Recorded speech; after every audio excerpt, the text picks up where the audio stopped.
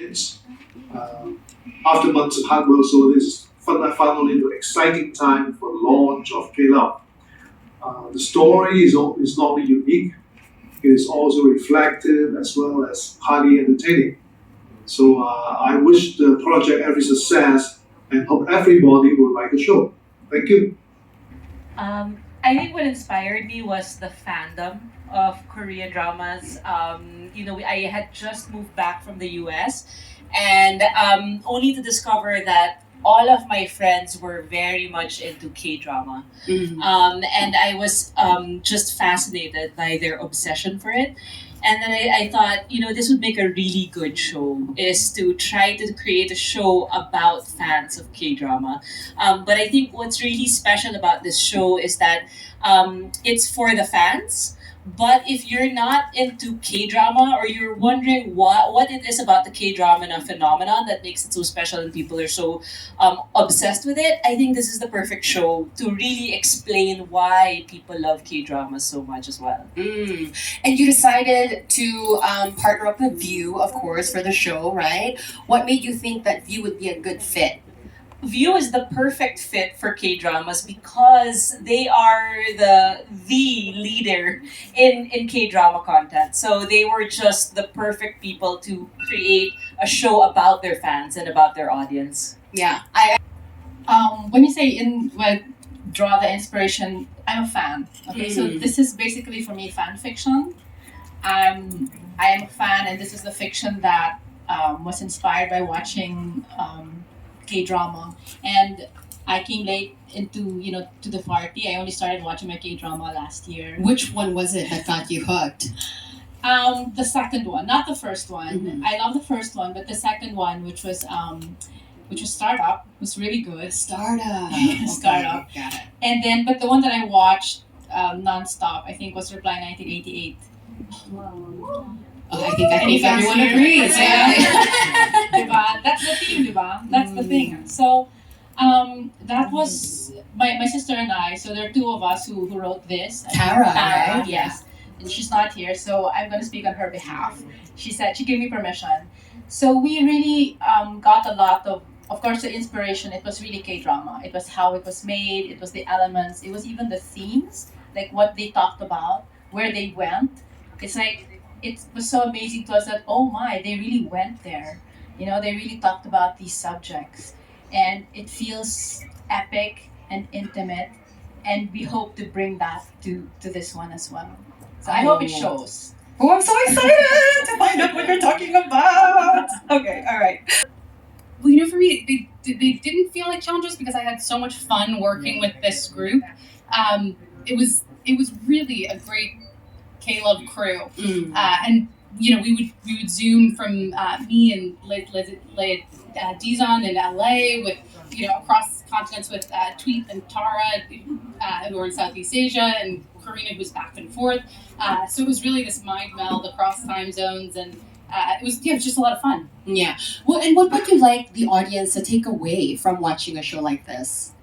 I hope what really comes across is the sense of hope, and then also camaraderie, because for me that's what really shines through on screen, and that's what we felt during the creative process behind the screen. So I really hope people see this as a celebration of living life together, because that's what's so needed after the height of the pandemic. Right. I'm not sure about a formula, but I think that what K-dramas have done is really exported Korean aesthetics and Korean beauty around the world. So even here in Manila, like on EDSA, like around the Pasig River, you have Korean models on the billboards.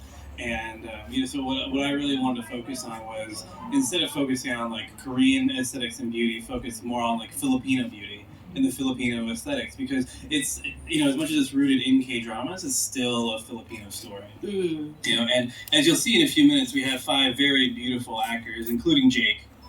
For all you ladies. Gorgeous. Yes. And so my crew worked very, very hard to just run in and get that extra little bounce, that extra hairline, just to make sure that we photographed each of these people in such a way that they just like shone on screen. And that way, we can export not only the beauty but also just Filipino stories as well. Okay. I mean, Exactly the same with the story. We were trying to blend the two, staying true to kind of the roots of the K drama, like look and feel, but then also put like the whole the Filipino side of it, because that's really what we're creating is Filipino content. yeah, I think we had a little taste of that when we watched the trailer earlier, which looked fantastic. And I think now we're ready for some questions that are coming from our media friends. Anyone? I think this is really special for us because it's not just for the local Filipino audience, it's for 16 countries all around the world. And I think what was really important for us was, this project was Filipino American made, Filipino Americans made, inspired by the work that Korea has done. So there's a lot of global aspects in that. And I think for us, we wanted to make sure that our stories were universally relatable, even if they're Filipinos, even if the passion is for Korean dramas. We wanted to make sure that each person's problems or challenges are relatable globally, but at the same time, we really wanted to include factors that felt very Filipino, so we could take pride in that. So as you watch the stories, their stories are very relatable globally, but then there are little factors here and there that make it very Filipino. You see the mannerisms, the food that they eat, the street food that they eat, shots of Metro Manila all over. So that's what we hope to show is that, globally we're all the same. We all have the same challenges, but we really want to take pride in Filipino culture as well. I think, when we started, Catherine, Tweet, Tara, and our other script development executive, Leia, we would all meet in our writer's Zoom, instead of writer's room, writer's Zoom. And then we all unanimously, all five of us, really wanted, the first actress we really wanted for this was Iza Calzado. We all love her. We all just think she's a phenomenal actress and she's loved by so much. So she was really our ideal actress. And so once we got her, we were like, we're in a really good good pace now, because if we have Iza, everyone else, we feel like she really sets the tone for everything. And then after that, it was really meeting and talking to different people, and we felt like, who would be the right person to play this role. And it just all worked out that the people that we cast were just brilliant and just perfect for the role that was made for them. We feel like it was made for them. But nothing specific like this particular artist should play this role. Is there like a wish list of some sort? There was definitely wish lists. I remember Iza was, she was the first one we cast. So Iza was like, who could be perfect for this role, for the Sheila role, is Isabell Diaz. And so I was like, okay, we would take note of it. Sue and I had worked previously on a project, and I thought Sue is such a chameleon. She can play any role, and I was just more of like, I just need Sue for whatever. I need Sue, and everybody came along. We met with everybody, and really it just revealed itself as, he would be perfect as Jake. Gabby would be perfect as Frances. It really all just worked out beautifully that we were able to cast them. All right. Thank you All very for me. much. Thank you. Yeah, thank you. Next question. At least with my experience with K-Love and my experience at Marvel, is that we really both, it's the fandom, right? What really fuels Marvel is the fandom behind it. What really fuels K-drama and K-Love is the fandom. We're paying tribute to the fandom. And I think that I feel like K-Love is really a love letter to K-drama fans, that we're doing a series about them. And so that's I was really very, very familiar with how passionate fans can be. And so when I got Tweet and Tara, who were K-drama fans, I felt like, they could do it justice. They can really talk about the fan experience, right? Because they are fans. Tweet, do you want to add anything to that? One of our earlier conversations with Colleen was really about the fans. Because when she called us, and actually when my sister Tara said, hey, we have a meeting with somebody an executive producer who used to work in Marvel. I'm like, what?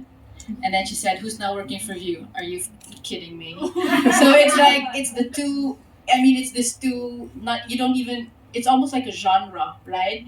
Like Marvel has a genre of its own, and K-drama has a genre of its own.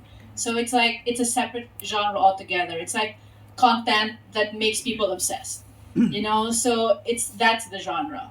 So when you watch Marvel, and I'm a fan, and you join the chat group, right? You join a Facebook group. When you do that, you know you're a fan. And I joined that after Endgame, and I joined after Reply 1988. So there.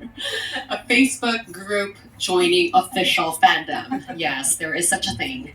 There will be, but I don't want to spoil it for anyone. I think that we definitely don't want to say, because I think that's the fun part that K-drama fans will have, is kind of guessing and who we're referencing. Even the stories of our characters are kind of referenced to K-dramas as well. So I think that's the fun part of our fans when they watch the show. Homage is a love letter to K-drama and its fandom, but also there was also we wanted to stay true to being Filipino as well. So it was walking this line of, paying tribute to K-dramas, but then staying with our identity of we're Filipino, right? So we have to have our own touch with it. So it's 18 episodes. It's 30 minutes per episode, and then the challenge of staying kind of like what was the question? The true Filipino format, right? Lots of episodes.